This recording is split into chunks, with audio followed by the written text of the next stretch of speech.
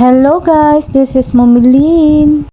Dahil araw ng linggo, naisipan naming maligo ng dagat.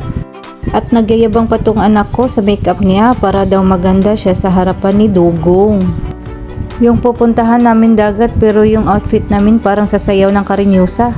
Bagay na bagay talaga yung nasa ulo ko kasi pag nakikita nila ako parang may malala akong sakit, ayaw nila akong makita. Kaya dito na lang ako sa batang maliit kasi future vlogger to. Sobrang lapit lang talaga to sa amin kaya nilalakad lang namin, kiring-kiri naman sa paa. And fairness, ang linis ng dagat ngayon kasi nung mga nakaraang araw napunta kami dito, grabe ang basura, hindi mo alam kung saan ka uupo. Siguro nadala yun sa alon. At kahit mainit ang panahon ay kiring-kiri lang kasi malakas naman yung hangin. Saktong upo-upo muna bago maligo.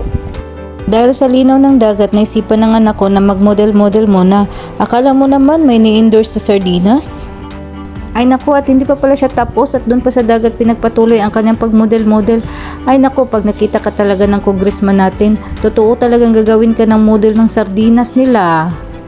Kaya pala siya naganahan sa pagpusing-pusing dahil sa kanyang supportive tita. Nako, pag ito talagang anak ko nagiging model, ito talagang tita niya magiging PE niya. Buti naman at napagod na kayo at umupo na dahil napapagod na din ako mag voice over.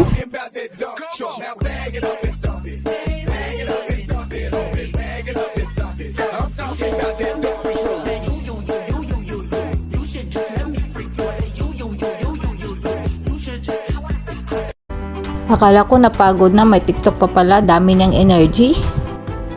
At sa wakas guys, nakauwi na kami. Thank you Lord. This is Momilin and that's it for today's video. Bye bye!